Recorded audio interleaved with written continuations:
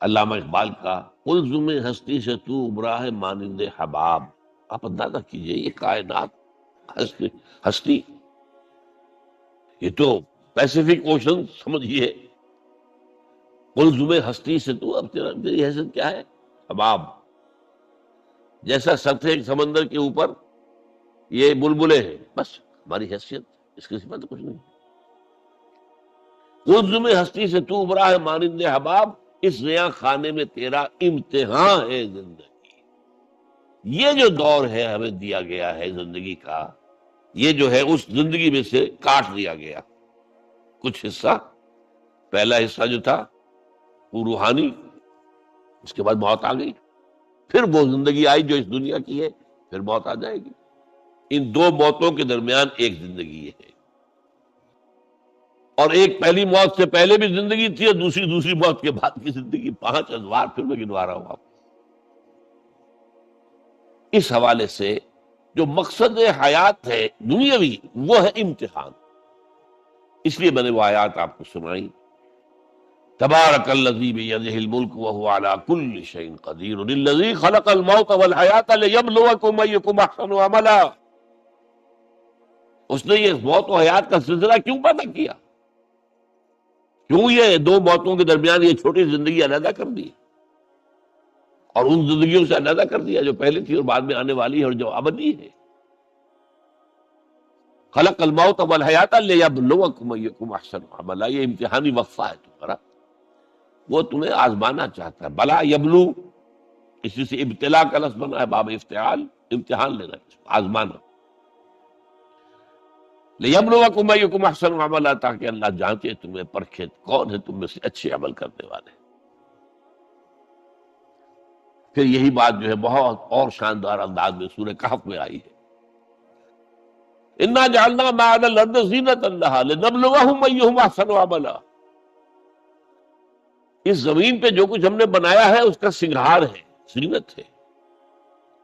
کھیتی لہلہا رہی ہے، آپ دیکھیے کاشتکار کا، کسان کا دل جو ہے باغ باغ ہو رہا ہے کہ نہیں؟ اس کی محنت، اس کی بہت بڑا محل آپ نے بنایا، بہت اچھا لگتا ہے آپ کو. وَمَسَاكِنَ تَرْضَوْنَهَا، یہ ساری چیزیں زندگی. اور آج آپ کو معلوم ہے جتنا جتنا یہ دجالی زمانہ آ رہا ہے ہم پر، اتنی ہی زندگی زیادہ پرکشش، زیادہ اٹریکٹیو. امریکہ میں جا کر دیکھیے آدمی مبہوت ہو جائے گا. فرمایا ہم نے اس کو اس کی آزمائش اور نمائش بنا دیا ہے. لنبلوکم ایکم احسن عملا، ہم تمہارا امتحان لینا چاہتے ہیں کہ اس کے حسن کے گرویدہ ہو کر رہ گئے یا نہیں، ہمارے جلال و جمال سے اپنا تعلق قائم کر کے ہمارے طالب بنے، دنیا کے طالب نہیں بنے. یہ امتحان ہے. رخ روشن کے آگے شمع رکھ کر وہ یہ کہتے ہیں ادھر جاتا ہے دیکھیں یا ادھر پروانہ آتا ہے. یہ امتحان ہے. رخ روشن اللہ کا ہے، اور یہ ایک سراب ہے لیکن ہے بہت کشش والا. جہاں بھی آپ جائیں گے ویسٹ میں، آپ دبئی میں جا کر آدمی ہوش و حواس میں قائم نہیں رہتے انسان. تو آپ کے اتنے قریب آ گیا معاملہ. پہلے جا کے امریکہ جا کر دیکھنا ہوتا تھا، اب تو یہ لاہور سے 3 گھنٹے کی فلائٹ ہے. اللہ خیر صلی اللہ. دیکھیے جا کر کس قدر پرکشش ہے، زندگی کا امتحان کتنا سخت ہو گیا. اس لیے ظاہر بات ہے جتنی یہ پرکشش ہوگی اتنی ہی آپ کے گم ہو جانے کا امکان زیادہ ہوگا. کافر کی یہ پہچان کہ آفاق میں گم، اور مومن کی یہ پہچان کہ گم اس میں ہے آفاق. وہ دنیا میں رہتا ہے لیکن دنیا سے بالاتر ہو کر رہتا ہے. بازار سے گزرا ہوں، خریدار نہیں. یہ جو انسانی زندگی کا یہ جو دنیاوی حصہ ہے، تو گویا کہ اس کا مقصد کیا ہے وہ واضح ہے، قرآن نے واضح کیا. ابتلا، آزمائش. لنبلوکم ایکم احسن عملا. اس کام کے لیے ہم نے دنیا کے اندر آرائش بھی پیدا کر دی، زیبائش بھی پیدا کر دی. تمہارا امتحان ہے، تم ہم سے نہ لگاتے ہو، ہم سے محبت کرتے ہو. والذین آمنوا اشد حبا للہ، یا تمہارے دل پر تسلط ہو جاتا ہے اس دنیا کی اور مال و دولت کی محبت کا، بس تم گئے تو ادھر گئے یا ادھر آئے. either you are with us or against us. دنیا کے ہو گئے تو ہمارے خلاف، ہمارے تو نہ رہے پھر. اب اس میں آپ کو گنواتا ہوں یہ امتحانات کرے کون کون سے امتحان ہیں جن سے انسان گزرتا ہے، جس کا میں نے کہا ہے کامل مرقع ہے حضرت ابراہیم علیہ السلام کی شخصیت. سب سے پہلا انسان کا امتحان جو ہے اس کے عقل کا، شعور کا، اس کے فہم کا، اس کی فطرت کا، اس کی جبلت کا. وہ کیا ہے؟ اس دنیا میں آنکھیں کھولنے کے بعد اللہ تعالی پر ایمان لاتا ہے یا نہیں؟ اللہ کو پہچانتا ہے کہ نہیں؟ میرا خالق کون؟ میرا مالک کون؟ میرا پیدا کرنے والا کون؟ کون میرا محبوب ہے؟ کون میرا مقصود ہے؟ کون میرا مطلوب ہے؟ کون میرا حاکم ہے؟ کون میرا آقا ہے؟ کون ہے قانون دینے والا؟ کون ہے ہدایت دینے والا؟ یہ پہچان لینا عقل و فطرت کا پہلا امتحان ہے جس سے انسان گزرتا ہے. اور ظاہر بات یہ امتحان جتنا کسی ماحول میں گمراہی، شرک، کفر کے تہ برتہ اندھیرے ہوں گے اتنا ہی امتحان سخت ہوگا. آپ مسلمانوں کے ماحول میں رہ رہے ہیں تو ٹھیک ہے، مسلمان بھی اب دنیا پرست بن گئے ہیں یا جو بھی آپ کہیں، حقیقی مسلمان تو دیکھنے کو نہیں ملتا. پھر بھی بہرحال اسلام تو ہے نا. یہاں کسی نہ کسی دیکھ کو تو چیز کو تو اللہ یاد آ جاتا ہے، کبھی نہ کبھی تو کسی کی بات ہی دل میں اتر جاتی ہے. کوئی اللہ کا بندہ جو ہے خلوص و اخلاص سے کہتا ہے بات اور وہ آپ کے دل میں اتر گئی. آپ ایسے معاشرے کا تصور کیجیے جہاں سرے سے ہدایت ہے ہی نہیں، کفر ہی کفر ہے، شرک ہی شرک ہے، باطل ہی باطل ہے. اس میں ایک شخص آنکھ کھولے اور پھر وہاں وہ خالق حقیقی کو پہچان لے. یہ ہے سب سے بڑی کامیابی. آپ کو معلوم ہے قرآن مجید میں سورہ انعام میں پورا قصہ بیان ہوا ہے. جس ماحول میں کہ حضرت ابراہیم نے آنکھ کھولی ہے وہ ماحول کون سا ہے؟ ہر طرح کا شرک وہاں پر انتہائی درجے میں موجود ہے. سورج اور چاند اور ستاروں کی پرستش، بتوں کی پرستش، اور سیاسی شرک. بادشاہ کہتا تھا میں خدا ہوں. نمرود جو دعویٰ تھا فرعون کا وہی اس کا تھا. کہیں سے کوئی توحید، کوئی اللہ کی بات، کوئی نیکی کی بات، کہیں کوئی روشنی، کوئی کرن اس معاشرے میں تھی؟ اس معاشرے میں خالص اللہ نے جو فطرت سلیم عطا کی تھی اور جو عقل سلیم عطا کیا تھا اس کی روشنی میں سفر کرتے ہوئے ان تمام معبودوں کا انکار کر کے انی وجہت وجہی للذی فطر السماوات والارض حنیفا وانا من المشرکین، میں تمہارے ان معبودوں کو نہیں مانتا، میں ان کی نفی کرتا ہوں، ان سب کا باغی ہوں، یہ سب گمراہی ہے. میں نے اپنا رخ کر لیا ہے ہر طرف سے یکسو ہو کر اس ہستی کی طرف جو آسمان اور زمین کی خالق ہے. سورج کا بنانے والا، میں سورج کو نہیں پوچھتا، سورج کے بنانے والے کو پوچھتا ہوں. میں چاند کا پجاری نہیں ہوں، چاند کے خالق کا پجاری. یہ ستاروں کا میں پجاری نہیں ہوں، ستاروں کے پیدا کرنے والوں کا، مالک کا میں پجاری ہوں. کائنات کا نہیں ہوں، کائنات کے خالق کا. انی وجہت وجہی للذی فطر السماوات والارض حنیفا وما انا من المشرکین. یہ پہلا امتحان ہے. دیکھیے اپنے اوپر قیاس نہ کیجیے. آپ جو اللہ نے پیدا کیا مسلمانوں کے گھر میں، آپ کے ایک کان میں پیدا ہوتے ہی اذان کہہ دی گئی، دوسرے میں اقامت کہہ دی گئی. آخر کہیں نہ کہیں تو کوئی اثر اس کا ہوتا ہوگا نا، تبھی تو، ورنہ یہ بے مقصد تو کام نہیں ہے. حضور سے مسنون ہے یہ.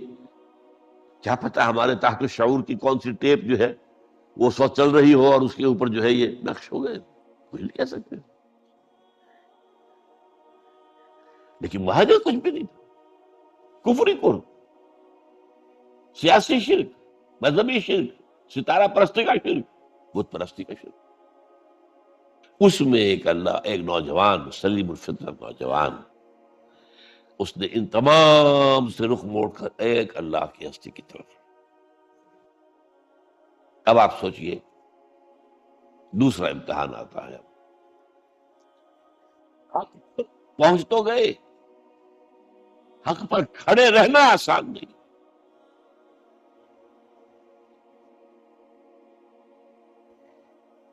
اس کے لیے امتحانات آئیں گے، آزمایا جائے گا. الف لام میم احاسب الناس ان یترکوا ان یقولوا آمنا وهم لا یفتنون وَلَقَدْ فَتَنَّا الَّذِينَ مِن قَبْلِهِمْ فَلَيَعْلَمَنَّ اللَّهُ الَّذِينَ صَدَقُوا وَلَيَعْلَمَنَّ الْكَاذِبِينَ.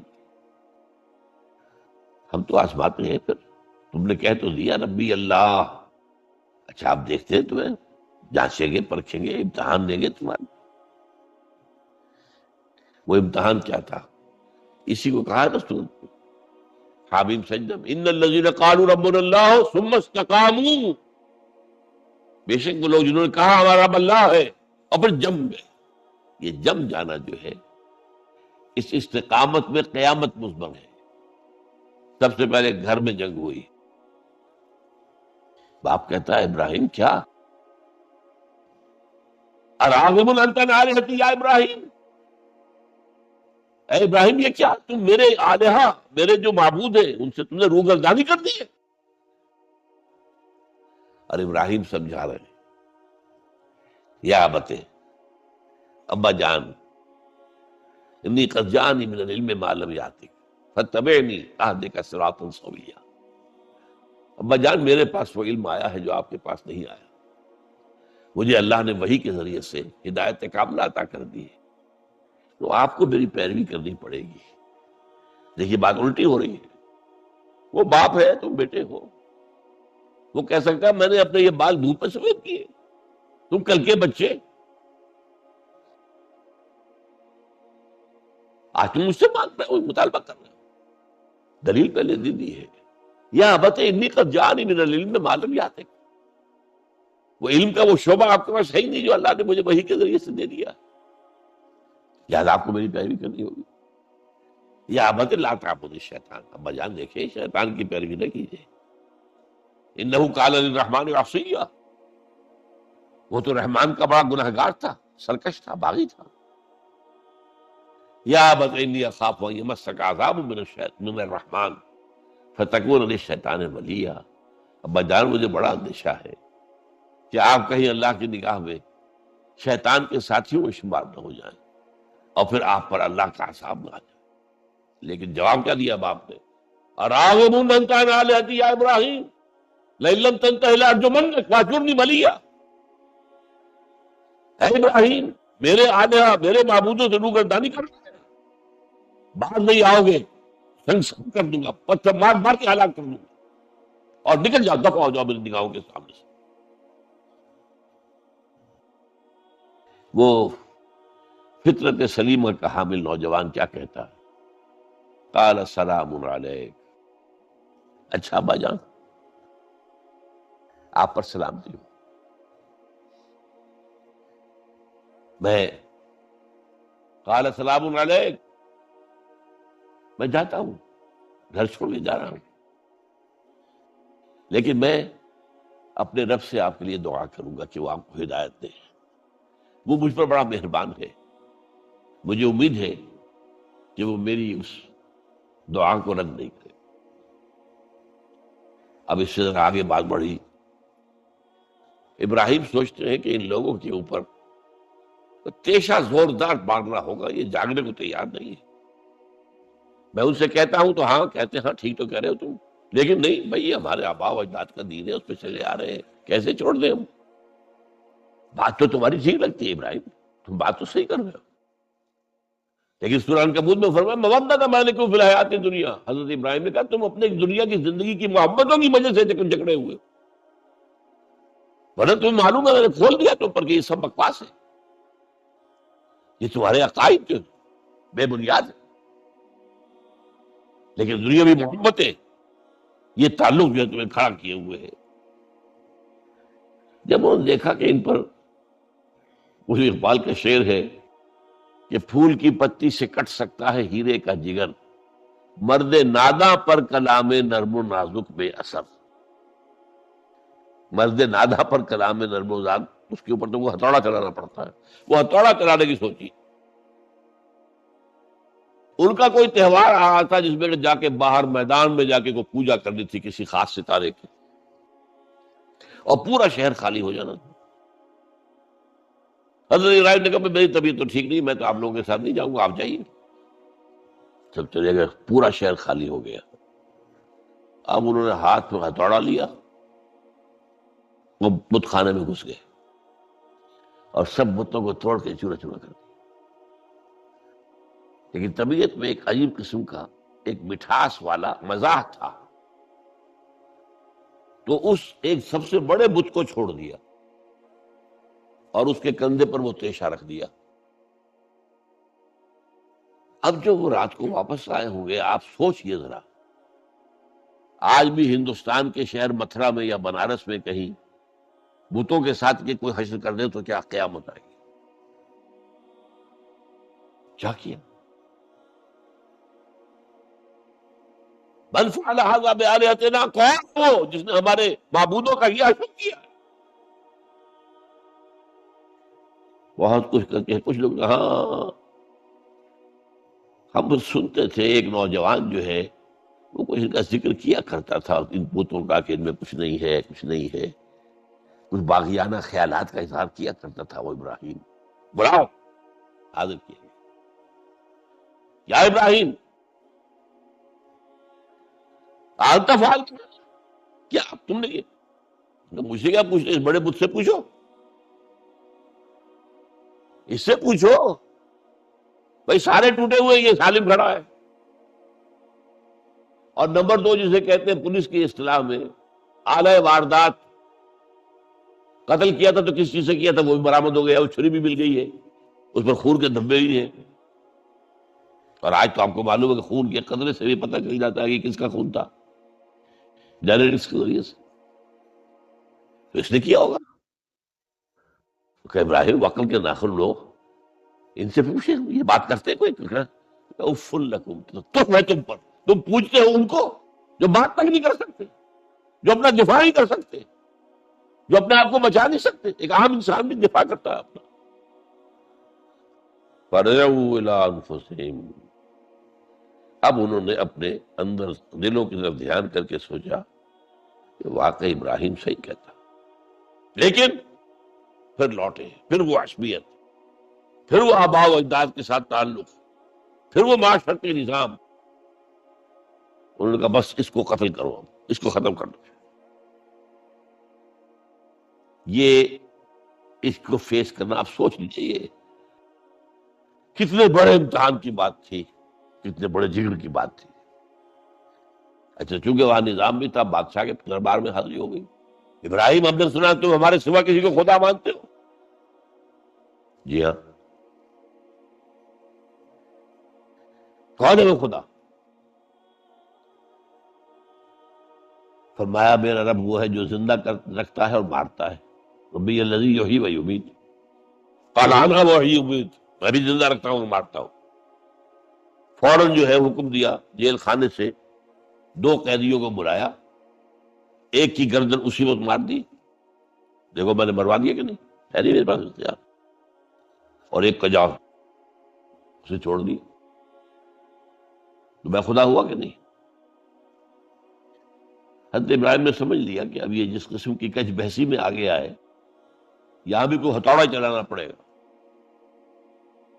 فرمایا فإن اللہ یاتی بالشمس من المشرق فأت بہا من المغرب، میرا رب وہ ہے جو مشرق سے نکالتا ہے سورج کو، تم خدا ہو تو ذرا مغرب سے نکال کے دکھاؤ. فبہت الذی کفر، تو وہ جو کافر تھا مبہوت ہو کر اب کیا کہ آئے بائیں شائیں، فبہت الذی کفر. لیکن میں یہاں پہ جو زور دے رہا ہوں، آپ اس ہمت، اس قوت ارادی کا اندازہ کیجیے کہ جو ایک بڑے زبردست بادشاہ کے میں سامنے کھڑے ہو کر یہ بات کر رہا ہے، اور ڈٹ کر کرا رہا، آنکھوں میں آنکھیں ڈال کر رہا ہے.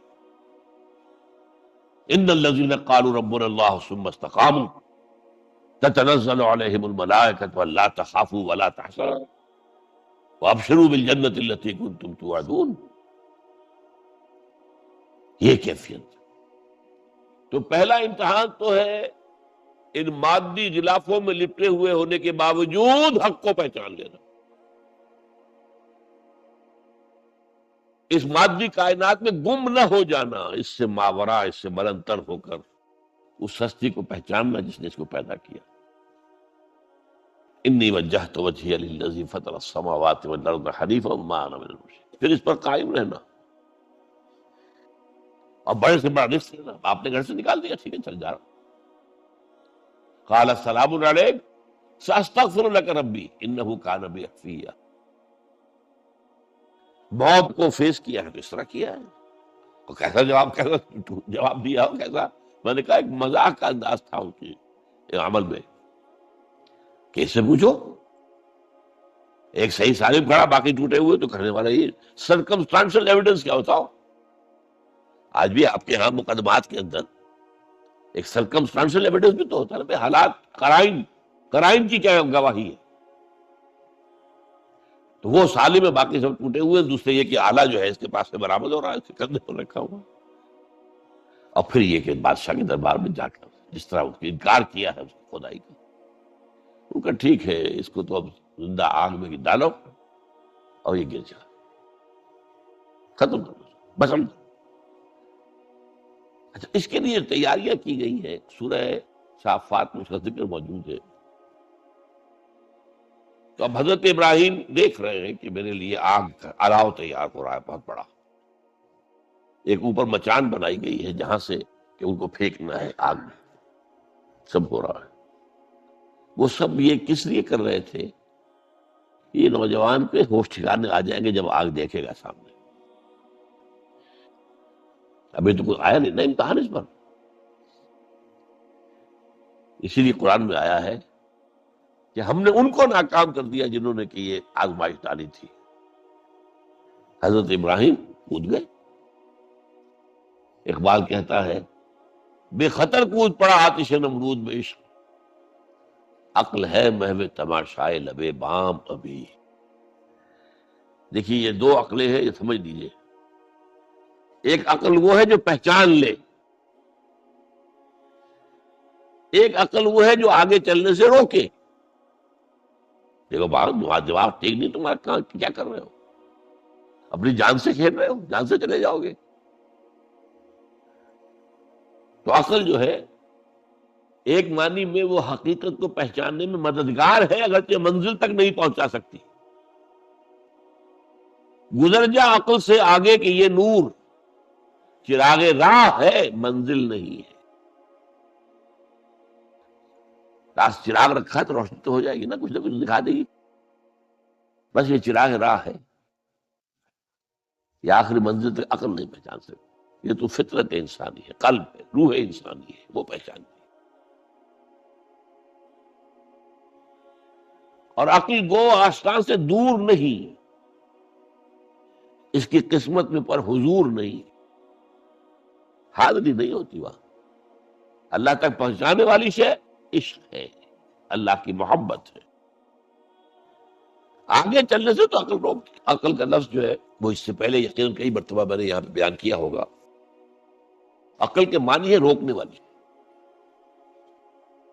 یہ جو سعودیز جو ہے وہ اپنے سروں کے اوپر ایک باندھتے ہیں، کوئی سنہری رنگ کا ہوتا ہے، کچھ ہوتا ہے اس کو رومال کے اوپر.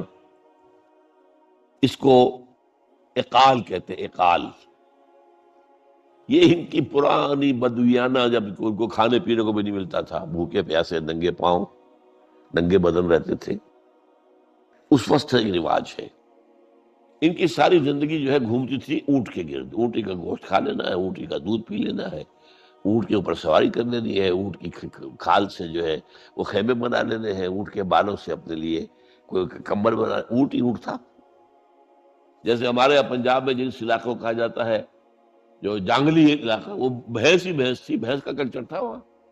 بھینس کا دودھ پی لیا، بھینس کے مکھن سے کھا لیا، لسی سے نہا لیے، یہ ساری چیزیں جو ہے، بھینس کا گوشت کھا لیا، بھینس ہی بھینس تھی، اور کیا تھا؟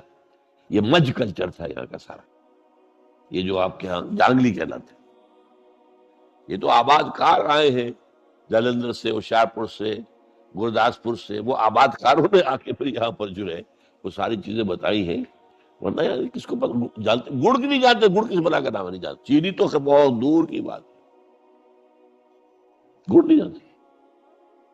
تو ان کا یار کیا معاملہ تھا؟ اونٹ ہے، اب اونٹ کا یہ ہے کہ جب بدو سواری کر کے جا رہا ہے، ایک جگہ پر اترا ہے، اسے پیشاب کرنا ہے، کچھ اور کرنا ہے، اب اس خطرے سے کہ کہیں اونٹ بھاگ نہ جائے، اس کے ایک گھٹنے کو ایک رسی سے باندھ دیتا تھا، اب 3 پاؤں رہ گئے، 3 پاؤں سے اچک تو سکتا ہے، وہ بھاگ تو نہیں سکتا، تو اچک اچک کر وہ اگر کہیں کوئی آس پاس درخت ہے، کیکر کا درخت ہے، تو ناشتہ کچھ کر لے، کھا لے، کوئی حرج نہیں ہے، ایک بھاگے نا۔ تو وہ جو رسی جس سے اونٹ باندھتے تھے، اس کا گھٹنا، وہ اب کیا ہوا، اسے جانا ہے سفر پر دوبارہ، وہ جائے گا، وہ رسی وہاں سے کھول کے سر پہ باندھ دے گا، کاٹ کے رسی کو، یہ اقال۔ اب وہ سنہری بھی ہوتے ہیں، کیا کیا خوبصورت ہوتے ہیں، لاکھوں روپے کا ہوتا ہے، لیکن تہذیبی پس منظر اس کا یہ ہے۔ اب ظاہر بات ہے کہ وہ تو لوگ، اس لیے حدیث میں یہ لفظ آیا ہے۔ ایک مرتبہ حضور مسجد نبی میں تشریف فرما تھے، باہر کوئی بدو آئے صحابی باہر سے، اور انہوں نے اپنے اونٹ کا یا اونٹنی کا گھٹنا نہیں باندھا، اسے ویسے ہی چھوڑ کے اندر آ گئے۔ حضور نے فرمایا تم نے اس کا گھٹنا کیوں نہیں باندھا؟ جواب دیا میں نے اللہ پر توکل کیا۔ فرمایا غلط، اعقلھا ثم توکل، پہلے اس کا گھٹنا باندھو پھر توکل کرو۔ وسائل کا استعمال ترک کر دینا توکل نہیں ہے۔ ہاں یہ سمجھو کہ وسائل کے ذریعے سے نہیں ہوگا، جو بھی کچھ ہوگا اللہ کی چیز سے ہوگا، لیکن وسائل کا استعمال تو کرنا ہے، وہ توکل اسلام میں نہیں ہے جو رہبانیت کا توکل ہے۔ بہرحال تو یہ اب جو ہے عقل جو ہے، اب اس وقت جو کہ بے خطر کود پڑا آتش نمرود میں عشق، عقل ہے محو تماشائے لبے بام، ابھی عقل تو وہیں پر کھڑی ہوئی ہے، سوچ رہی ہے کودنا چاہیے کہ نہیں کودنا چاہیے، اور ابراہیم کود بھی چکا۔ لوگ حیران رہے، لیکن اللہ نے اس آگ کو گل و گلزار بنا دیا۔ قلنا یا نار کونی بردن وسلام علی ابراہیم۔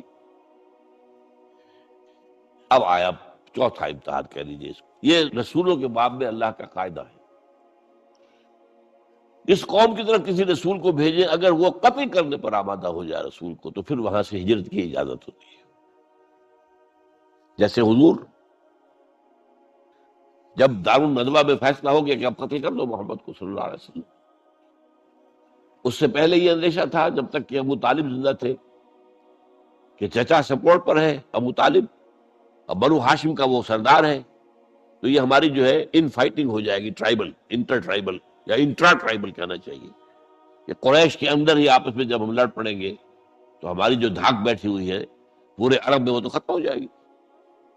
A house divided amongst itself can not stand, یہ وہ چیز تھی جو ابھی تک ان کے ہاتھ رکے ہوئے تھی۔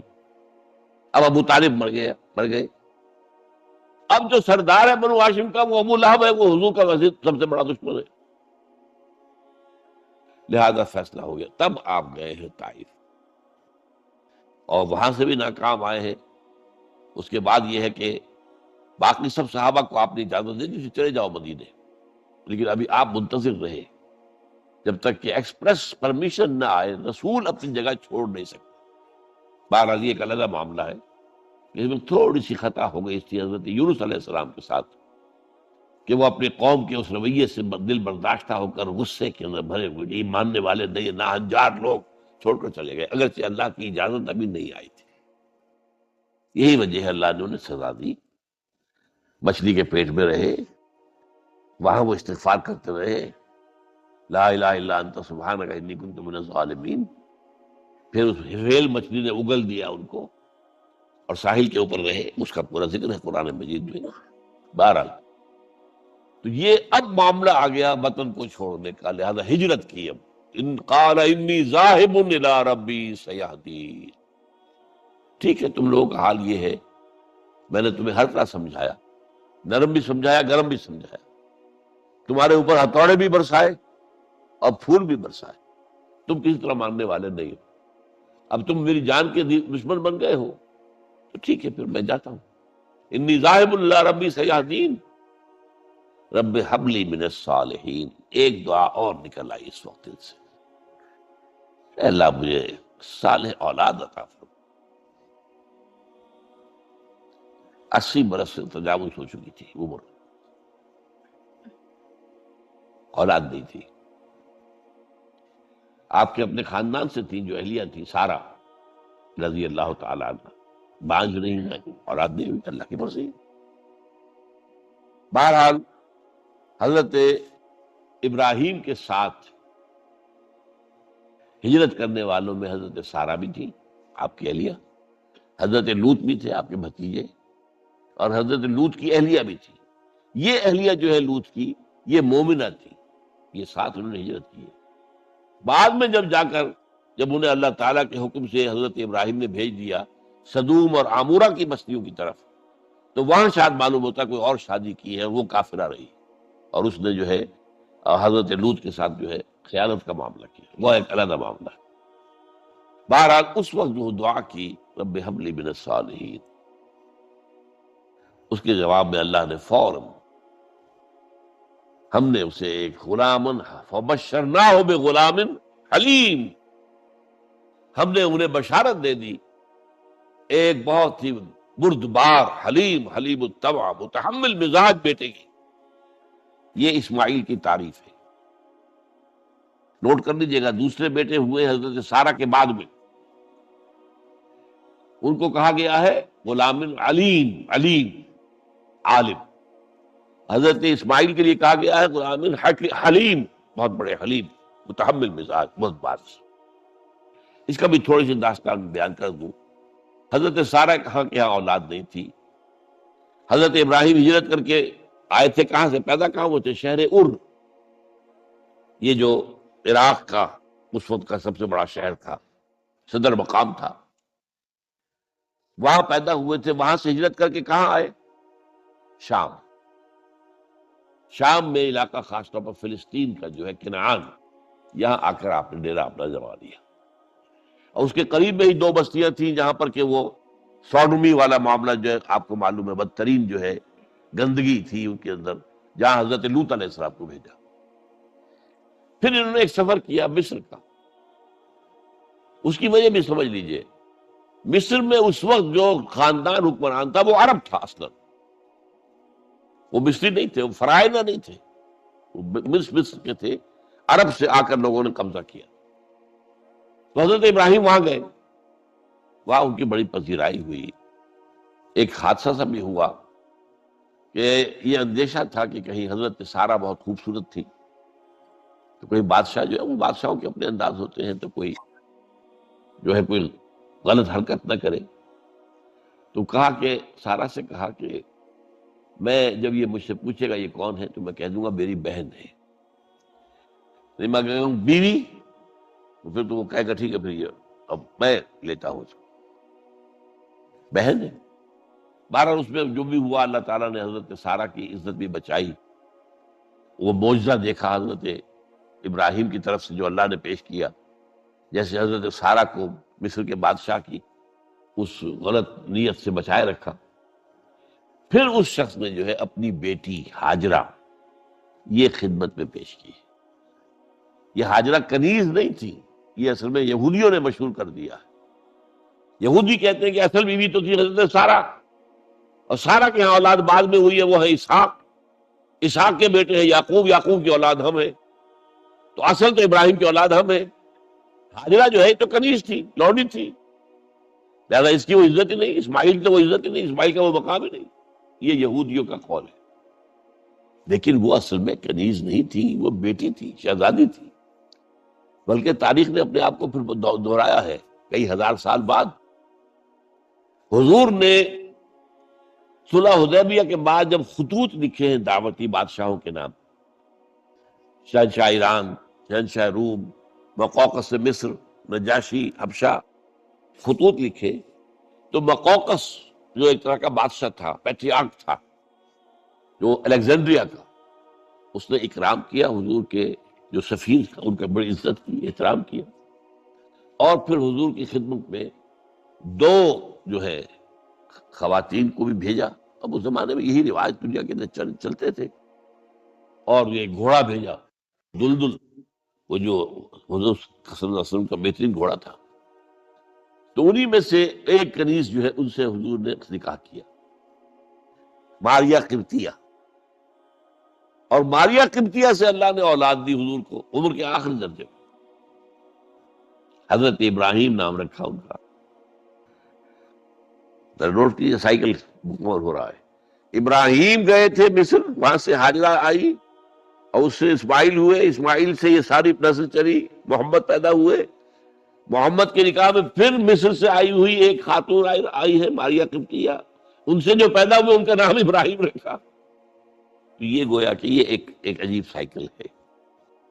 بہرحال لیکن جب حضرت سارہ نے دیکھا کہ میرے ہاں تو اولاد نہیں ہو رہی، تو حضرت ابراہیم سے کہا کہ میں آپ ہاجرہ کے ساتھ آپ جو ہے ذر و شوقت معاملہ قائم کر لیجئے، تو اللہ آپ کو ان کے ذریعے سے اولاد دے دے. مجھے تو امید نہیں ہے کہ میرے ہاں اولاد ہو.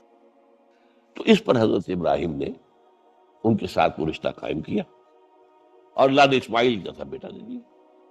اب اللہ تعالیٰ نے حکم دیا ہاجرہ اور اپنے اس بیٹے کو لے جاؤ، اور جاؤ وہاں بواد غیر ذی زرع، جاؤ وہاں حجاز کی اس وادی کے اندر، وادی غیر ذی زرع، وہاں ان کو چھوڑو.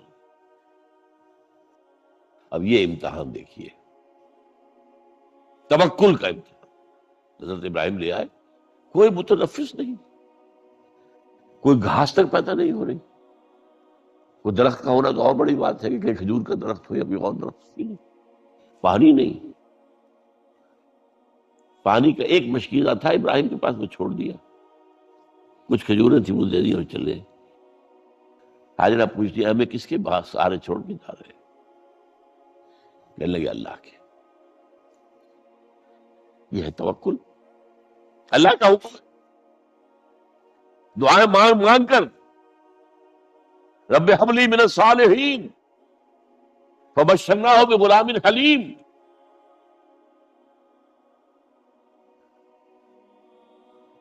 اب وہ بچہ آتے رہتے تھے، چکر لگاتے تھے.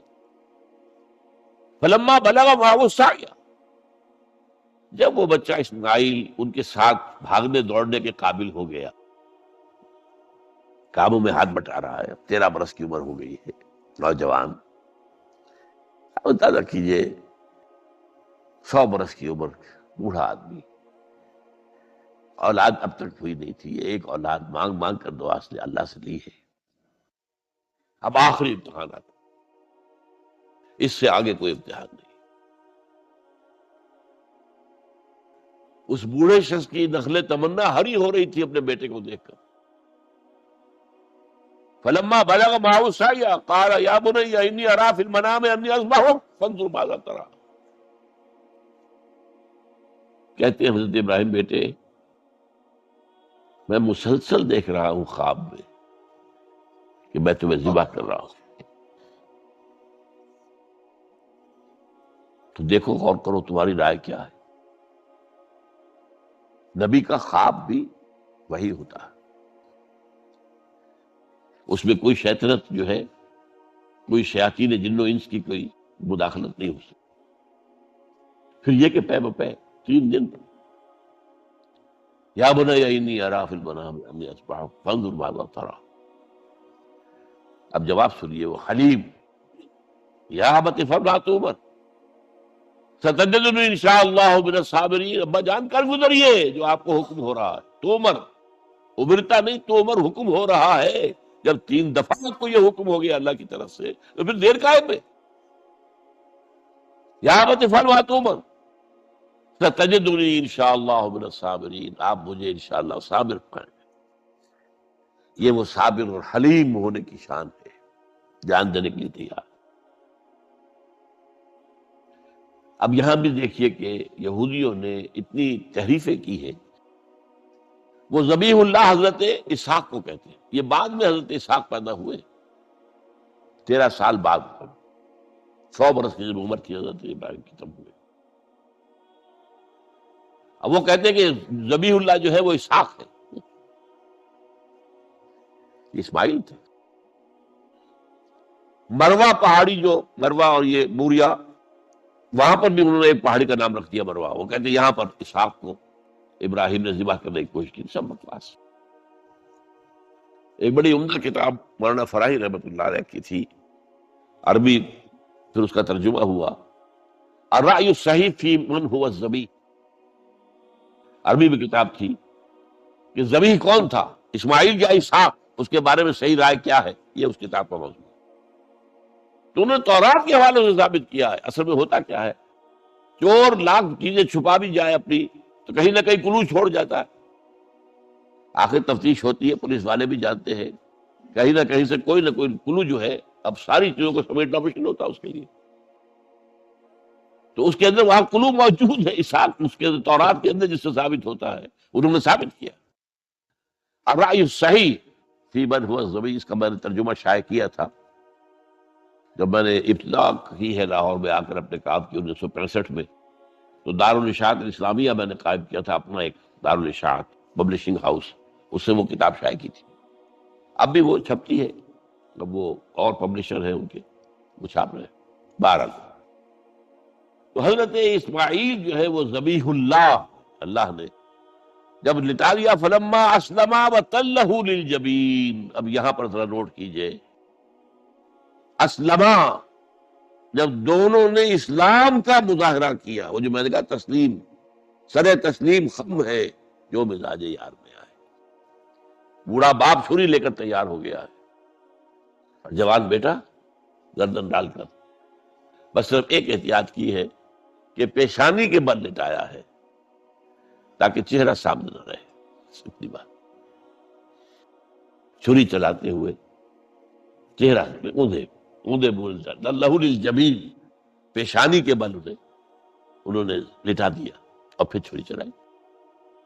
لیکن اللہ نے پکار کر کہا، یا ابراہیم قد صدقت الرؤیا انا کذالک نجزی المحسنین.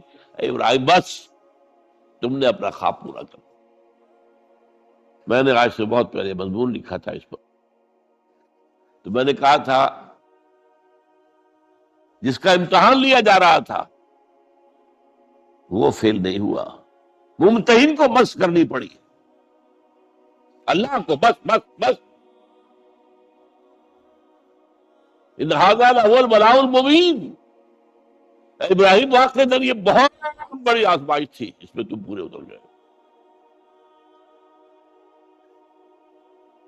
یہ میں نے آپ کے سامنے زندگی کا جو پورا ایک نقشہ ہے ابراہیم کا، ہر قدم پر امتحان، ہر قدم پر امتحان، ایک سے ایک کڑا امتحان، ایک سے ایک بڑا امتحان، اور آخری امتحان یہ تھا ان ھذا لھو البلاء المبین. جب ممتحن یہ کہتے بھائی بات تم بہت پرچہ واقعی میں نے بہت مشکل سیٹ کیا تھا، کمال ہے تم نے بہت عمدہ حل کیا، تو اس سے بڑی شاباش کیا ہوگی. لیکن اس کے ساتھ یہ ہے کہ اب اگلا موضوع آ رہا ہے میرا، جہاں تک تو معاملہ آ گیا، یہ قربانی جو ہے اس کو پھر ہمیشہ کے لیے اب سنت ابراہیم کے طور پر جا باقی رکھا گیا. عین اس وقت جنت سے ایک میڑا ان کی جگہ آ گیا. حضرت اسماعیل کو کوئی قدر نہیں پہنچی، کچھ بھی نہیں، میڑا ذبح ہو گیا. اور وہ قربانی ہے جو آج پوری دنیا میں اس وقت سے لے کر ترکنا علیہ فی الآخرین، ہم نے اس کی یہ یاد ہے. یہ قربانیاں جو آپ دیں گے یہ کیا ہے؟ حضور سے پوچھا گیا ما هذه الاضاحی یا رسول اللہ، اے اللہ کے رسول، یہ اضاحی کیا ہے، یہ کیا ہے، یہ جو ہم قربانیاں دیتے ہیں کیا ہے؟ قال سنت ابیکم ابراہیم، یہ تمہارے باپ ابراہیم کی سنت ہے. اس کو زندہ رکھا ہے اللہ نے. ان کے اس امتحان کی کامیابی کو، اس کا جشن منایا جا رہا ہے ہر سال. لاکھوں کا، کروڑوں جانور جو ہے اللہ کے نام پر ذبح ہوتے ہیں. یہ وہ اسماعیل کی قربانی کا جو ہے یہ جشن ہے جو منایا جا رہا ہے. البتہ یہاں میں ایک بات کہہ دوں، علامہ اقبال نے ایک شعر میں شاعرانہ ایک ہوتا نا تصور، ایک اس میں ایک بات کہی ہے جو میرے خیال میں مناسب نہیں ہے. شعر تو بہت اچھا ہے غریب و سادہ و عجیب، غریب و سادہ و رنگی ہے داستان حرم، نہایت اس کی حسین، ابتدا ہے اسماعیل۔ یہ بہت سے لوگوں کو بہت شعر پسند آتا ہے، خصوصاً شیعہ بھائیوں کو تو بہت ہی پسند آئے گا، کہ وہ جو قربانی اسماعیل کی ہو رہی تھی اور نہیں ہوئی تھی، وہ قربانی ہے جو حسین کی ہوئی ہے کربلا کے۔ تو غریب و سادہ و رنگی ہے داستان حرم، نہایت اس کی حسین، ابتدا ہے اسماعیل۔ میں کہتا ہوں اس میں تو کوئی چیز جوڑ کھانے والی ہے ہی نہیں۔ اسماعیل کو ذبح کرنے والے کون تھے؟ رسول، امام الناس، خلیل اللہ، ابو الانبیاء، اور حسین کو ذبح کرنے والے کوفی، یزیدی، زیادی۔ نمبر دو، اسماعیل تو ذبح نہیں ہوئے، حسین تو ذبح ہو گئے، کیا مناسبت ہے؟ نمبر تین، حضرت اسماعیل نے تو خود ہی گردن ڈال دی تھی، حضرت حسین تو لڑتے ہوئے ماشاءاللہ بہادری کے ساتھ لڑتے ہوئے جان دیے، اور انہوں نے ایسے تو نہیں گردن ڈالی تھی۔ تو کوئی مناسبت نہیں ہے، تو کوئی نہ کوئی تو مناسبت ہونی چاہیے نا۔ اس کی میں نے ترمیم کی ہے، اور علامہ اقبال سے جب اگر اللہ نے آخرت میں ملاقات کرائی تو بتاؤں گا، وہ بھی شاید مان لیں گے میری بات کو، کہ غریب و سادہ اور رنگی ہے داستان حرم، نہایت اس کی ہے عثمان، ابتدا حابیل۔ یہ حابیل اور قابیل دو بھائیوں کا معاملہ ہوا تھا، دونوں نے قربانی پیش کی، قابیل کی اللہ نے قبول نہیں کی، حابیل کی کر لی۔ غصے میں بھرا ہوا قابیل نے کہا میں تمہیں مار دوں گا، ہلاک کر دوں گا۔ انہوں نے کہا بھائی جان اب یہ تو اللہ کا کام ہے، کس کی قربانی اس نے قبول کی، کس کی نہیں کی۔ اللہ تو قبول کرتا ہے متقیوں سے، باقی اگر آپ اپنا ہاتھ اٹھائیں گے مجھے قتل کرنے کے لیے، میں اپنا ہاتھ نہیں اٹھاؤں گا۔ میں تو یہ چاہوں گا کہ آپ اپنے گناہ کا بوجھ بھی لے جائیں، میرے گناہ کا بوجھ بھی آپ ہی لے جائیں۔ مجھے قتل کریں گے مظلوم حالت میں تو میرے سارے گناہ بھی آپ کے کھاتے میں پڑ جائیں گے، تو میں تو کامیابی اسی کو سمجھتا ہوں۔ یہ تو آدم کے دو بیٹوں کا معاملہ ہو رہا ہے نا، یہی تو معاملہ ہوا حضرت عثمان کے ساتھ۔ لاکھوں مربع میل کی حکومت تھی ان کی، لاکھوں فوجی موجود تھے، یہ جو تھے گنتی کے چند لوگ آ گئے تھے، شریر عبداللہ ابن سبا کے پیروکار، وہ تو اجازت اگر دیتے تھے، شام سے مصر سے فوج تیار کھڑی ہے اور اجازت مانگ رہی ہے کہ آپ اجازت دیجیے ہمارے ان کا قضا کعبہ، نہیں اجازت نہیں دے، نہیں۔ اتنی بڑی بات ہے یہ کہ حضرت عثمان کہتے ہیں کہ میں کسی کلمہ گو کا کے خون سے اپنا ہاتھ رنگنا نہیں چاہتا۔ یہ کچھ بھی ہے، کلمہ گو تو ہے، اپنی جان بچانے کے لیے کلمہ گو کی جان لے لوں، جب یہ مجھے مار دیں گے پھر تم ان سے قصاص لینا، یہ پھر تمہارا کام ہوگا، میرا اس سے کوئی تعلق نہیں۔ تو وہ ہے کہ جو اصل میں جن کو پھر شہید کیا گیا، اور قابیل نے حابیل کو شہید کیا، تو یہ تو مناسبت ہوئی نا، کہ جس طریقے سے اس نے کہہ دیا تھا حابیل نے کہ بھائی جان میں تو ہاتھ نہیں اٹھاؤں گا، آپ جو مرضی کیجیے، اسی طرح حضرت عثمان نے کہا میں ہاتھ نہیں اٹھاؤں گا، میں کلمہ گو کا کسی کا خون اپنے گردن پر نہیں لینا چاہتا۔ ہاں یہ جب مجھے قتل کر دیں گے پھر تم قصاص لے لینا، یہ رضا بات۔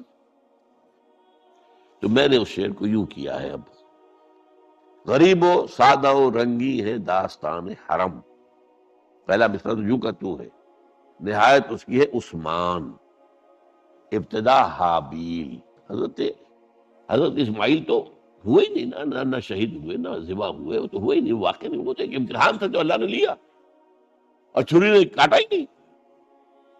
اچھا اب آئیے اس بات کی طرف، اب حضرت ابراہیم کو اللہ تعالیٰ نے ایک نیا پروجیکٹ دے دیا، ٹاسک، اسائنمنٹ، وہ یہ کہ یہ جو بیت اللہ ہے اس کی تعمیر اصلاً کی تھی حضرت آدم نے علیہ الصلوۃ والسلام۔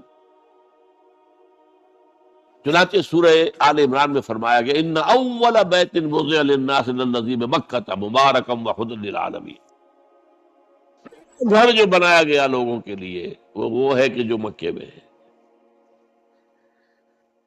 لوگوں کے لیے کیا مانی؟ اللہ کی عبادت کے لیے، توحید کے مرکز کے طور پر. ظاہر بات ہے حضرت آدم اللہ کے نبی تھے تو کوئی نہ کوئی نماز کی شکل تو تھی نا ان کے ہاں بھی، ہمارے ہاں بھی ہے. انہوں نے یہ گھر بنایا. اس کے بعد سیلابوں میں اور بہت عرصہ گزرنے کے بعد، کیونکہ اس کے بعد جو زیادہ رہا معاملہ انبیاء کا، نبوت کا، وہ رہا ارض فلسطین سے متعلق رہا.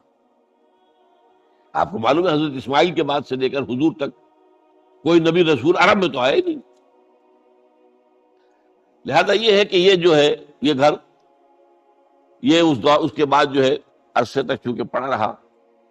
حضرت آدم کے بعد پھر سیلاب کی وجہ سے بہہ گیا. عمارت اوپر کی رہ گئی، ختم ہو گئی، بہہ گئی، بنیادیں رہ گئی تھی. اس لیے کہ یہ جو حضرات وہاں جاتے ہیں ان کے علم میں ہے کہ اصل میں جو طائف ہے اونچائی پر ہے، پہاڑی مقام ہے، سید افزا مقام ہے. بارش جب ہوتی ہے تو اس کا پانی جو آتا ہے وہ سیل کہلاتا ہے. وہ مکے سے ہو کر گزرتا ہے. جنت المالا کی طرف سے ڈھلوان ہے، پانی یہاں سے گزرتا ہے.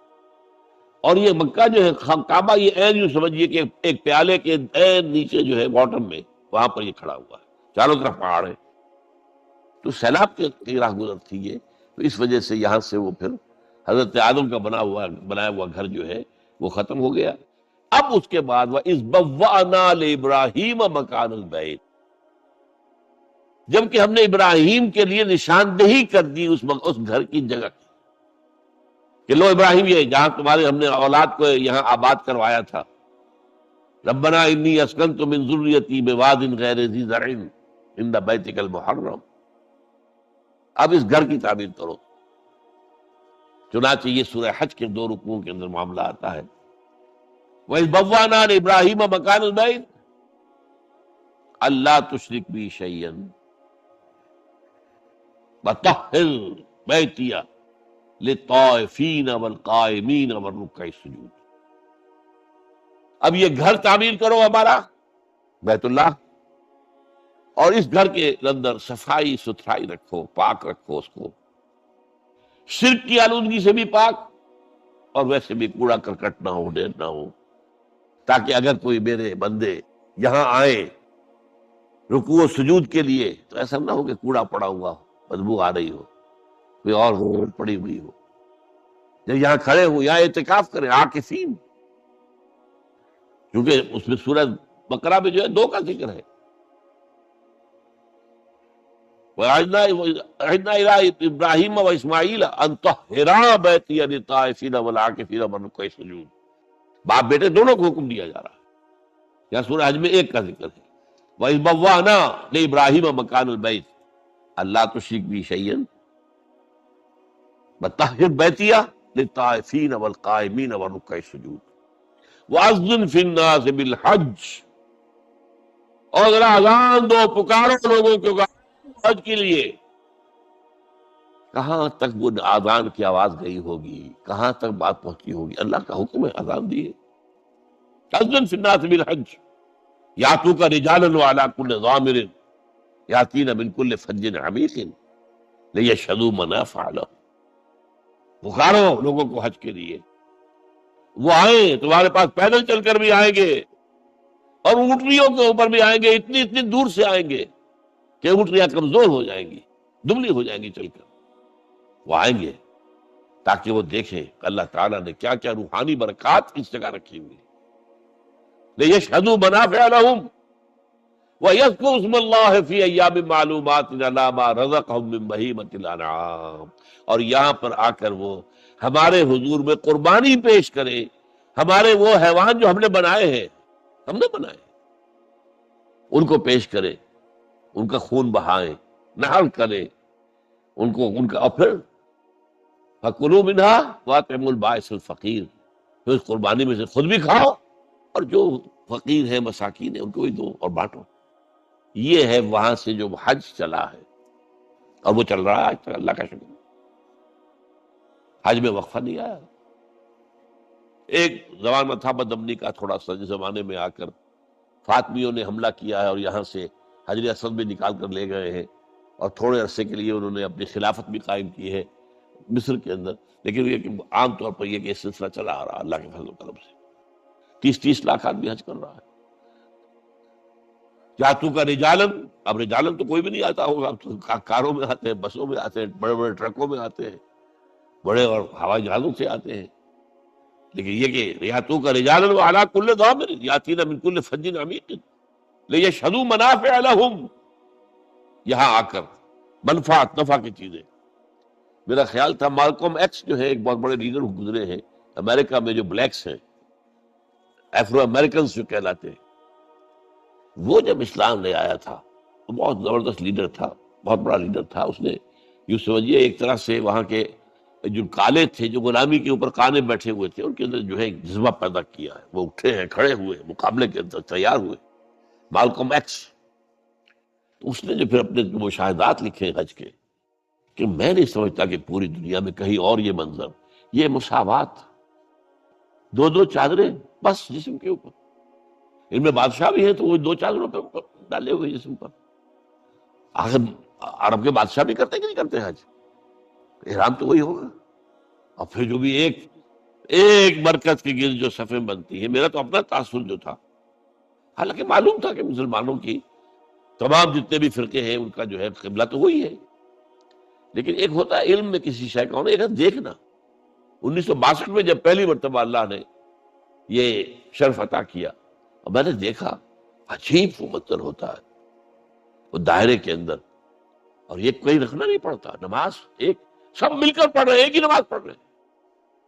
اور ایک نقطہ میرے سامنے وہ آیا تھا جو انہوں نے 12 بیان کیا ہے، اور حیران ہوئے لوگ جنہوں نے کبھی سوچا نماز کے اندر اتنا اختلاف 1400 برس کے بعد بھی نہیں ہے کہ جس سے ڈرل ٹوٹ جائے.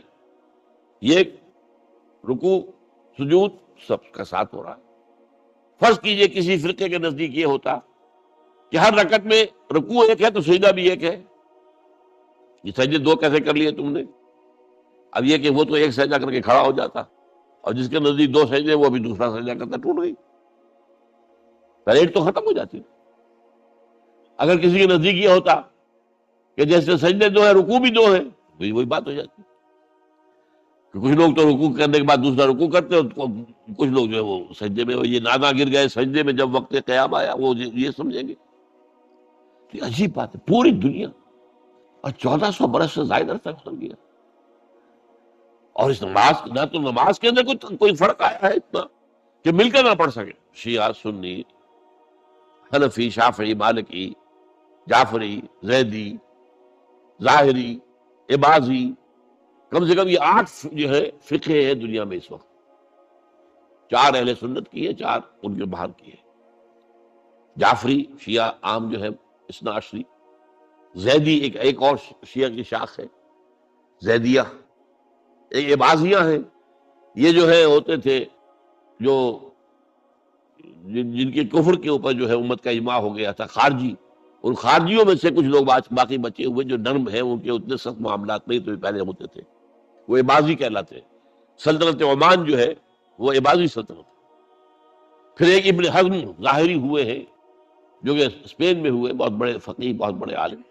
تو 8 فقہ، لیکن نماز کے اندر کوئی فرق واقع نہیں ہوتا، ڈرل نہیں ٹوٹتی، پریڈ میں خلل نہیں ہوتا.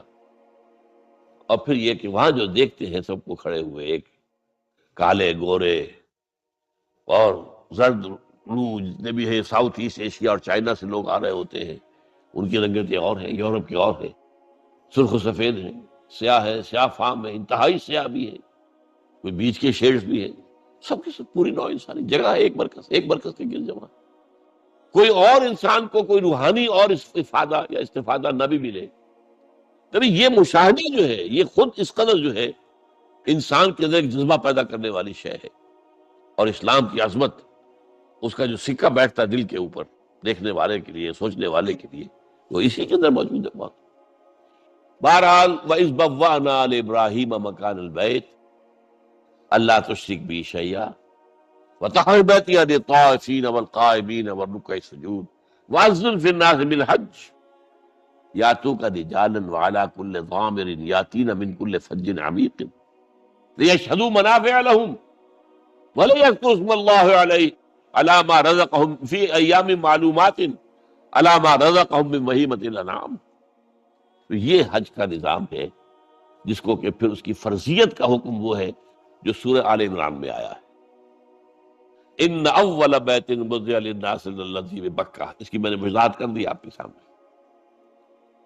وہ کیا ہے؟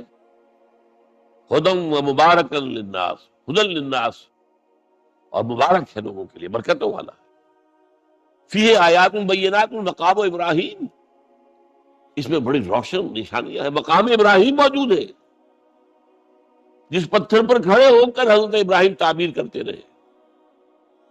آپ کو معلوم ہے جیسے اونچی عمارت بنانے کے لیے، دیوار بنانے کے لیے آپ کو لگانے پڑتے ہیں نا وہ کیفولڈنگ، وہاں کون سی کیفولڈنگ تھی؟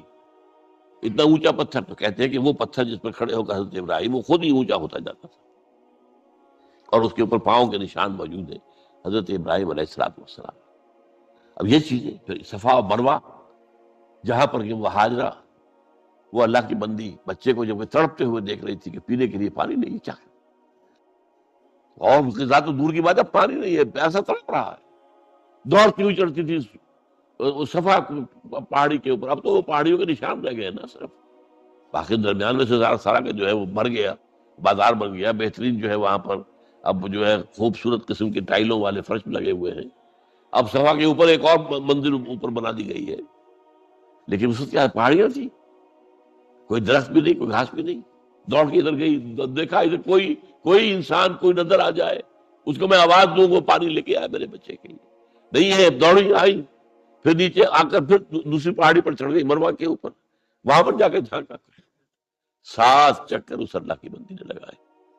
یہ ان کی یاد منائی جا رہی ہے.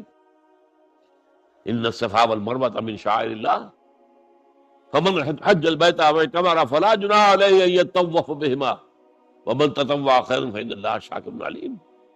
یہ وہ یاد ہے حضرت ابراہیم کی پوری زندگی کا معاملہ. یہ جو شیطانوں کو پتھر مارے جا رہے ہیں، جب حضرت اسماعیل کو لے کر نکلے ہیں حضرت ابراہیم ذبح کرنے کے لیے، تو شیطان نے 3 جگہ پر آ کر انہیں روکا. کیا کر رہے ہو، کہاں جا رہے ہیں، غلط کام کر رہے ہیں. اور انہوں نے کنکر ماری اس سے، دفع ہو جاؤ. وہاں پر وہ جو 3 نشان ہیں، وہ جو ربی جمرات ہو، یہ سب کیا ہے؟ حضرت ابراہیم کی ایک وہ کامل زندگی، امتحان والی زندگی جو میں نے آپ کے سامنے رکھا ہے. یہ اس کے مختلف ادوار، اس کے مختلف مواقع، اس کے جو ٹرننگ پوائنٹس ہیں، ان کو اللہ تعالیٰ نے اس میں محفوظ کر دیا قیامت کے لیے. تو فرمایا ان اول بیت وضع للناس الذی ببکۃ مبارکا وہدی للعالمین فیہ آیات بینات مقام ابراہیم ومن دخلہ کان آمنا. یہ وہ ہے معجزہ، جو شخص بھی حرم میں داخل ہو جائے اس کے لیے امن. بدترین دور بد امنی کا جو ہوتا تھا عربوں کے اندر، اس میں بھی اگر فرض کیجئے کہ آپ کے والد کو کسی نے قتل کیا تھا، اور عرب کے اندر پھر اس کا انتقام لینا جو ہے وہ لازم تھا.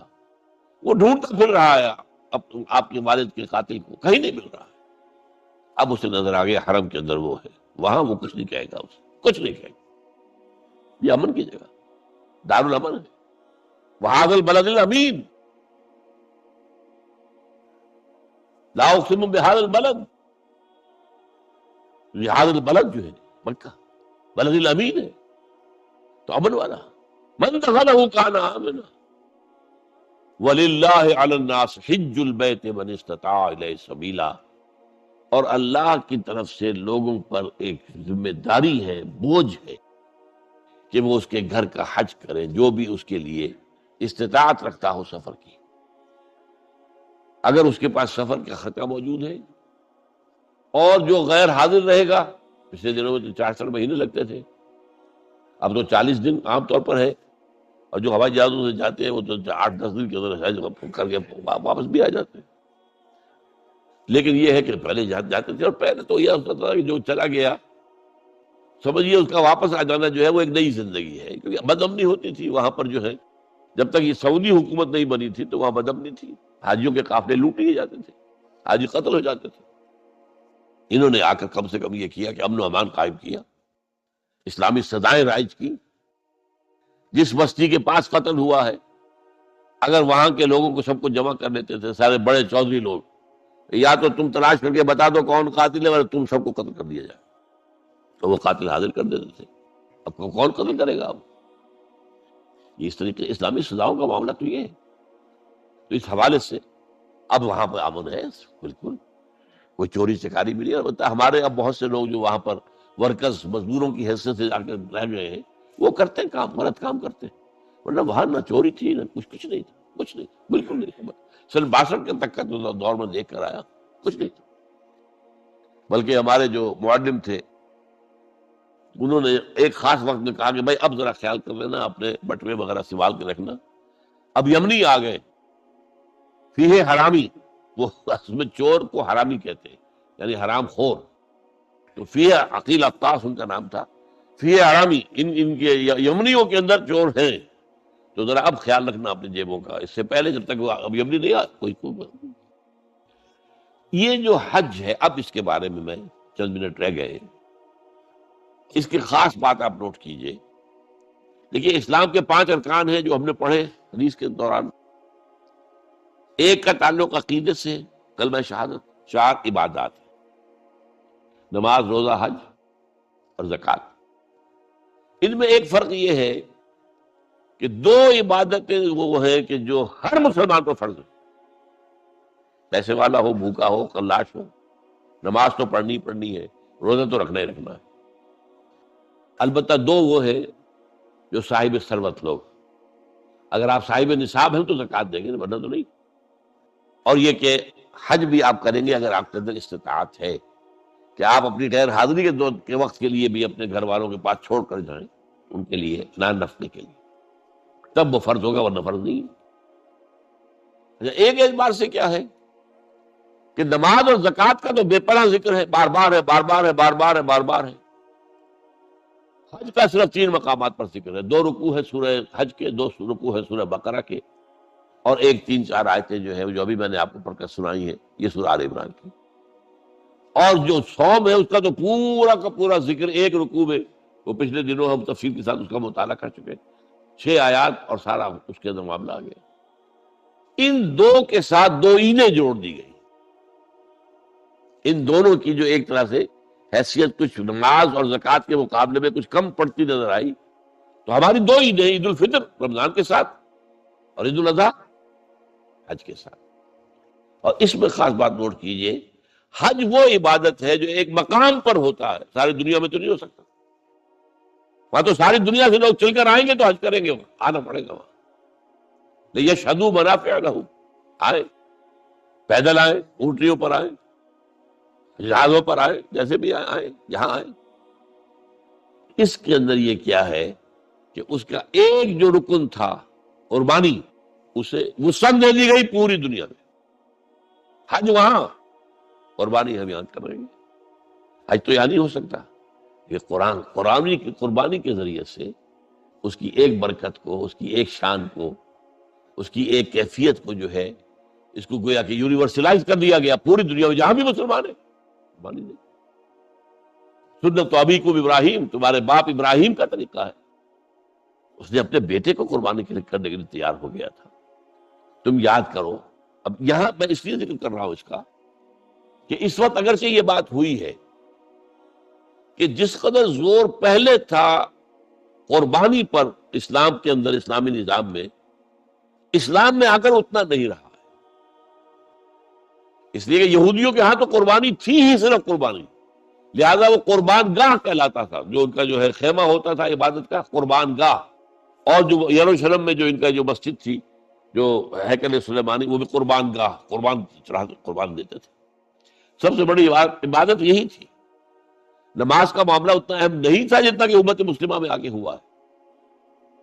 ہمارے ہاں کیا ہوا ہے کہ حج کا جو ہے معاملہ، حج کے موقع پر قربانی. اس میں خاص نکتہ میں آپ کو یہ بتا دیتا ہوں کہ ہمارے یہاں منکرین حدیث ایک ایسا طبقہ رہا ہے جو قربانی کے خلاف، یہ ضیاع ہوتا ہے، گوشت ضائع ہوتا ہے، فلاں ہوتا ہے، پیسے ضائع ہوتے ہیں، اس سے غریب کو کسی کو دے دو پیسے. قربانی کی جگہ قربانی ہی ہوگی، کوئی اور شے نہیں ہو سکتی. اور ضائع کہاں ہوتا ہے؟ یہاں کہیں ضائع ہوتا ہے؟ کچھ ایک بوٹی تک ضائع نہیں ہوتی، اس کی کھالیں ضائع نہیں ہوتی، اس کے روزے ضائع نہیں ہوتے. اب تو کوئی چیز آپ چھوڑتے ہی نہیں کہ جو اس کی سوا اللہ کر دیتے. اب اس کا خون بھی جو ہے وہ جمع کر کے جو ہے وہ مرغیوں کی جو خوراک ہے اس میں شامل کیے جاتے. کوئی شے نہیں ہوتی. ہاں وہاں ضیاع ہوتا تھا، لیکن ایک دور تک بات کیا تھی کہ اس جگہ کے رہنے والوں کے پاس ذریعہ معاش کی اور تھا ہی نہیں. تو بھیڑیں بکریاں پال لی تو ان کو اچھی قیمت مل جاتی تھی قربانی کے لیے جب حاجی آتے تھے. یہ ان کا معاش کا ایک سپورٹ ہو گئی. چلے آ رہے ہیں بکرے، حبشہ سے آتے تھے، جیسے ہمارے یہاں ڈیرہ غازی خان سے آ رہے ہیں، کہیں اور سے آ رہے ہیں، یہ قربانی کے جانور آتے تھے. پھر یہ کہ وہاں کے لوگ جو ہے وہ اس قربانی کے گوشت کو سکھا کر پورا پورا سال کھاتے تھے. ان کے پاس تھا کیا؟ یہ للے تللے تو نہیں تھے جو آج ہیں. یہ تیل کی دولت ہے جس کی وجہ سے جو ان کے یہاں عظیم انقلاب آ گیا ہے وہ آپ کو معلوم ہے. لیکن یہ کہ یہ تو 100 سال کے اندر اندر کی بات ہے. اس سے پہلے کیا تھا؟ کچھ بھی نہیں تھا. حاجی ہی جا کے صدقہ خیرات بھی کرتے تھے وہاں کا. حاجی ہی جو ہے وہ قربانی بکرا خرید رہے ہیں تو وہاں کے لوگوں کو نفع ہو رہا ہے. پھر وہ گوشت کتنا کھا جائے گا حاجی؟ وہ تو ظاہر بات ہے وہی کھاتے تھے. وہ کھڑے رہتے تھے. میں نے خود سن 62 کے اندر دیکھا ہے کہ کھڑے رہتے تھے بدو لوگ آ کر، اور جو بھی جانور دیکھا اس کو فوراً جو ہے وہ لے گئے. وہ تو زیادہ ہم لوگ جو کرتے تھے وہ جلدی سے اس کی وہ کھال اتروائی اور کلیجی نکال کے لا کے جو ہے وہ اس کو بھون کر کھا لیا اپنے کیمپ کے اندر. اور اس وقت تک یہ تھا کہ مینا کے اندر کیمپ بھی ایسے ہوتے تھے، کھلے کھلے جگہ، بڑے جو ہے جو گوشت پک رہے ہیں اور کھا رہے ہیں. اب تو وہاں جگہ ہے ہی نہیں سرے سے. نہ معلوم کتنی چوڑا کرتے جا رہے ہیں. کئی پہاڑ کاٹ دیے تاکہ یہ مینا کی وادی چوڑی ہو جائے اور چوڑی ہو جائے اور چوڑی ہو جائے. لیکن وہ تو ظاہر بات ہے کہ اب جو بڑھتا جا رہا تعداد کا معاملہ. لیکن یہ کہ یہ بالکل بکواس تھی کہ کوئی ضائع ہوتا. ضائع کہاں ہوتا؟ ضائع وہاں ہوتا تھا. اس لیے اس کو وہ کہتا تھا غلام احمد پرویزی کہ وہاں جائز ہے. بھئی وہاں تو تم جو جس کو جائز کہہ رہے ہو تو ضائع ہونے کا تو اگر معاملہ تھا تو وہاں تھا. آپ کو یاد ہوگا یہ افغان جہاد جب ہو رہا تھا تو پورے بڑے 747 جہاز بھر کر قربانی کے گوشت کے آتے تھے یہاں افغانستان میں مجاہدین کے لیے. اور وہاں اور جو یہاں پہ جو ان کے وہ تھے مہاجرین تھے ان کے لیے پورے ان کے جو جہاز بھر کر اتنا گوشت وہاں ہوتا. تو اس اعتبار سے لیکن اصل میں کیا کیا ہے اب وہاں قربانی جو ہے وہ صرف ایک قسم کا حج کرنے والے کا فرض ہے. حج 3 طرح کا ہے: افراد، قران اور تمتع. افراد یہ ہے کہ آپ نے حج کا احرام باندھا، اب وہاں جا کر آپ کوئی تمتع نہیں کریں گے، یعنی کوئی عمرہ نہیں کریں گے، وہی احرام باندھے رکھیں گے. 8 ذی الحجہ تک جائیں گے، اس کے بعد مکے جائیں گے، وہاں سے منا اور عرفات آ کر پھر واپس آ کر جو ہے یہ افراد کہلاتا ہے. اس کے اوپر قربانی فرض نہیں ہے. قران یہ کہلاتا ہے کہ آپ گئے، آپ نے عمرہ کر لیا لیکن احرام نہیں کھولا، وہی احرام چلتا رہا یہاں تک کہ آپ پھر 8 ذی الحجہ کو وہاں سے نکلے اور پھر سارے مناسک ادا کر کے پھر آ کر آپ نے کھولا. اس پہ بھی قربانی فرض نہیں ہے. ہاں جنہوں نے تمتع کیا، تمتع اسے کہتے ہیں کہ ایک ہی سفر میں آپ دونوں مزے لوٹ رہے ہیں. پچھلے زمانے میں کیا تھا؟ حج کے لیے علیحدہ سفر، عمرے کے لیے علیحدہ سفر. وہاں یہ نہیں تھا. یہ تو حضور صلی اللہ علیہ وسلم نے پھر آسانی پیدا کی. اس لیے کہ ایک دور میں تو حج جو ہے بس عرب کے لوگ ہی آتے ہوں گے نا صرف، اور کہاں سے کوئی آتا ہوگا. لیکن حضور صلی اللہ علیہ وسلم کی تو معلوم تھا کہ امت کہاں سے کہاں پہنچے گی. انڈونیشیا کے آخری جزیرے سے چل کر لوگ آئیں گے اور امریکہ کے مغربی ساحل سے بھی چل کر آئیں گے. یہ آئے گے کہ نہیں آ رہے ہیں. تو بجائے اس کے کہ اگر ان کے لیے عمرے کے لیے علیحدہ سفر ہوتا تو وہ ان کے ناقابل برداشت تھا. تو ایک احرام میں عمرہ بھی اور حج بھی. اب ہم تمتع کرتے ہیں، جو بھی یہاں سے جاتا ہے اس کو حج تمتع کہلاتا ہے. افراد، قران اور تمتع. تمتع یہ ہے کہ آپ گئے، آپ نے یہاں سے احرام باندھ لیا، وہاں جاتے عمرہ کیا، احرام کھول دیا، اب آپ آرام سے مکے میں رہیے. آپ کے اوپر کوئی احرام والی پابندی اب نہیں ہے، ختم ہو گئی. اس کے بعد 8 ذی الحجہ کو آپ نے احرام باندھا حج کے لیے، اور وہ 3 دن کے بعد 4 دن کے بعد کھول دیا اس لیے. تو یہ جو آسانی پیدا کی گئی اور ایک سفر میں آپ کو حج اور عمرہ دونوں کی اجازت دے دی گئی، اس کے شکرانے کے طور پر قربانی وہاں ہوتی ہے. ورنہ جو افراد کرے حج مفرد یا مقرن قران والا حج، اس پر قربانی فرض نہیں ہے. البتہ پوری دنیا میں جہاں مسلمان ہیں صاحب استطاعت پر یہ لازم ہے، واجب. یہ شاعر اللہ میں سے ہے. وَالْبُدْنَ جَعَلْنَاهَا لَكُم مِّن شَعَائِرِ اللَّهِ لَكُمْ فِيهَا خَيْرٌ فاذكروا اسم الله عليها صواف فإذا وجبت جنوبها فكلوا منها وأطعموا القانع والمعتر. یہ جو قربانی کے اونٹ ہے وہاں تو قربانی کے زیادہ اونٹ ہوتے تھے اس وقت حضور کے زمانے میں. تو اللہ کے شعائر میں سے ہے۔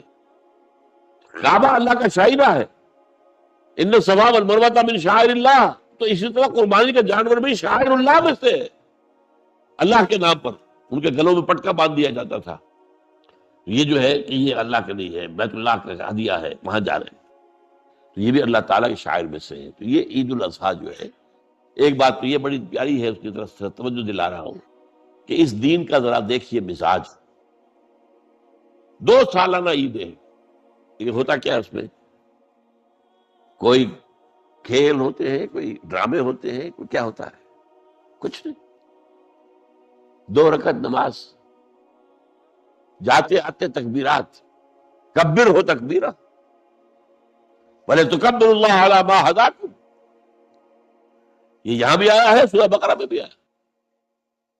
تو یہ سارا معاملہ جو ہے 2 رکعت نماز، آپ نے اجلے کپڑے پہنے، نہائے دھوئے گئے، نماز پڑھی 2 رکعت، خطبہ سنا ہے، یہ عید ہے۔ کوئی یہاں پر کوئی جو ہے وہ ہنگامہ نہیں، کوئی جشن نہیں، کوئی گانے بجانے نہیں، کچھ بھی نہیں، یہ سادگی، اللہ کی تکبیر، اللہ کا حمد۔ بعد 2 رکعتیں بھی ہیں تو 6 اضافی تکبیرات کے ساتھ ہیں۔ 2 رکعتوں میں جو تکبیرات ہوتی ہیں آپ کی، تو عام طور پر تو ایک ہی تکبیر ہے نا، یا پھر اہل حدیث حضرات جو ہے وہ تکبیریں، اہل حدیث کے ہم 12 تکبیرات ہیں اضافی عیدین کے لیے۔ بہرحال یہ عید الاضحیٰ جو ہے، یہ ہمارے اندر اس روح قربانی کو باقی رکھنے کے لیے ہے۔ ہوا کیا ہے اس 1400 سال میں بدقسمتی سے؟ ایک طرف تو شکر ادا کیجئے کہ کم سے کم دین کا ڈھانچہ برقرار ہے، حج ہو رہا ہے، 30 لاکھ آدمی حج کر رہے ہیں، عمرہ ہو رہا ہے، لاکھوں آدمی عمرہ کر رہے ہیں، یہاں ہمارے یہاں 25,000 کا شہر اعتکاف آباد ہو جاتا ہے۔ چلیے، اسلام کا ڈھانچہ تو کچھ نہ کچھ ہے نا، روح نہیں ہے۔ نماز و روزہ و قربانی و حج یہ سب باقی ہے، تو باقی نہیں ہے۔ عقل و دل و نگاہ کا مرشد اولی ہے عشق، عشق نہ ہو تو شر و دی متقدع تصورات۔ یہ روح جو ہے اللہ کی محبت، اللہ کے ساتھ وفاداری، اللہ کے لیے ہر شے قربان کرنے کو تیار ہونا۔ ان صلاتی و نسکی و محیای و مماتی للہ رب العالمین، جب تک یہ روح نہیں ہوگی، اسی لیے فرمایا سورہ حج میں لن ینال اللہ لحومها ولا دماؤها ولکن ینالہ التقوی منکم۔ دیکھو تم اونٹ اگر ذبح کرتے ہو یا بکرا یا کوئی اور چیز، بیل گائے، اللہ تک ان کا نہ گوشت پہنچتا ہے نہ خون، لن ینال اللہ لحومها ولا دماؤها ولکن ینالہ التقوی منکم۔ ہاں، اگر تقوی تمہارے اندر ہے وہ اللہ تک پہنچ جاتا ہے، وہ روح تقوی وہ ہے نہیں۔ ایسا بھی ہوگا کوئی بہت بڑے سیٹ ہوں گے، وہ کوئی 50,000 کا میڑا خرید کر، اور پھر اس کو جو ہے وہ اس کو مہندی لگا رکھی ہے اور رنگ لگا رکھے ہیں اور ریشمی چادریں ڈالی ہوئی ہیں، اور لے کر پھر رہے دکھا رہے ہیں کہ اس شان کی قربانی ہم دیں گے۔ یہ تو سب دکھاوا ہے، اگر وہ اس میں وہ روح نہیں ہے تو کچھ نہیں ہے، ڈھیلے کی اس کی کوئی قدر و قیمت ہی نہیں۔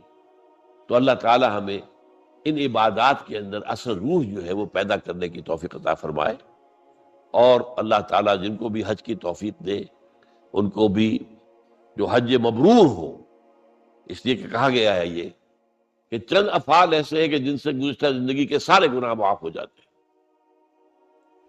ایک کیا ہے؟ ایک شخص کفر سے اسلام میں آئے، اب ظاہر بات ہے اسلام لانے سے پہلے کہ اس کی زندگی جو ہے کفر کی، شرک کی جو بھی تھی، معاف ہو گئی، بات صاف ہو گئی۔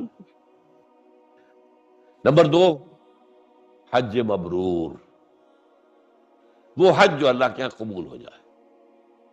لیکن وہ حج کون سا ہوگا؟ حلال کی کمائی سے کیا ہے، اس میں ساری شرائط ملحوظ رکھی گئی، فلا رفث ولا فسوق ولا جدال فی الحج، نہ لڑائی جھگڑا ہو نہ کوئی اور ہو، آپس میں جھگڑتے ہیں وہاں پر۔ ٹیکسی کی ہے 5 آدمیوں نے، اب آپ کو معلوم ہے کہ پچھلی سیٹ پر 3 میں جو درمیان میں بیٹھا ہوا وہ تو ایسے جیسے کہ اونٹ کے کوہان پر بیٹھا ہوا ہے، تو وہ لڑتے ہیں کہ اب مجھے باری دو، تم یہ ساری چیزیں جو ہے یہ اگر وہ روح تقویٰ ہے تو پھر نہیں ہوگی۔ آپ اپنے بھائی کو اپنے اوپر ترجیح دیجیے اور اس میں اپنے ایثار کیجیے، آپ اپنے لیے اللہ تعالیٰ کے ہاں اجر و ثواب زیادہ بنا لیں۔ تو اس حوالے سے حج کو کہا گیا حج مبرور، کہ کوئی شخص جو ہے اگر حج ایسا کر لے، ایسا پاک و صاف، تو وہ پھر ایسے ہو کر آتا ہے کہ جیسے کہ اس نے ابھی وہ اس کی ولادت ہوئی ہے، اس کا پچھلا پوری زندگی کا حساب کتاب صاف ہو جاتا ہے۔ لیکن اگر وہ کمائی کی جو ہے حلال کی نہیں ہے تو اس کے لیے بھی حدیث سن لیجیے۔ حضور نے نقشہ کھینچا ہے کہ ایک شخص ہے، حج کے لیے آیا ہے، دور سے آیا ہے، اشغث اغبرا یطیل سفرا، بڑا لمبا سفر کر کے آیا ہے، بال غبار آلود ہے، کیونکہ وہ ہوائی جہاز سے تو آتے نہیں تھے، وہ تو اونٹ کے اوپر سفر کر کے آتے تھے، تو اندازہ کیجئے کیا ان کا حلیہ بن جاتا ہوگا۔ نہاتے بھی نہیں تھے، مبادا کوئی بال ٹوٹ جائے، احرام کے اندر تو بال بھی توڑنا آپ کے لیے جائز نہیں ہے، تو اس لیے وہ نہانے کے سے بھی رکے رہتے تھے۔ اسی لیے تو کہا ہے ثم لیقضوا تفثہم، پھر جب یہ سب تم کچھ کر لو تو پھر اپنا جو بھی میل کچیل ہے وہ دور کرو، اپنا ہاؤ دھو اور اپنا احرام کھول دو، اور گویا کہ جیسے عید ہوتی ہے، ہمارے ہاں عید کی نماز ہوتی ہے، تو وہاں پر وہ پھر اس کی جگہ پر جو ہے وہ طواف ہے، طواف زیارہ، کہ جو یوم نحر کو قربانی دینے کے بعد اور رمی جمرات کے بعد پھر جاؤ، اپنا حجامت بھی کروا کر سر منڈوا دینا جو ہے افضل ہے، پھر جاؤ اور جا کر اب کپڑے پہن کر گویا کہ عید منانے کے انداز میں اچھے کپڑے پہن کر خوشبو لگا کر جاؤ اور طواف زیارت کرو۔ یہ طواف زیارت جو ہے، یہ جو ہمارے ہاں عید اضحیٰ کی نماز کی 2 رکعتیں اس کے قائم مقام ہے، یہ ہے۔ اس طریقے سے یہ نظام آپس میں بڑا مربوط ہے۔ اقول قولی ھذا واستغفر اللہ لی ولکم ولسائر المسلمین والمسلمات۔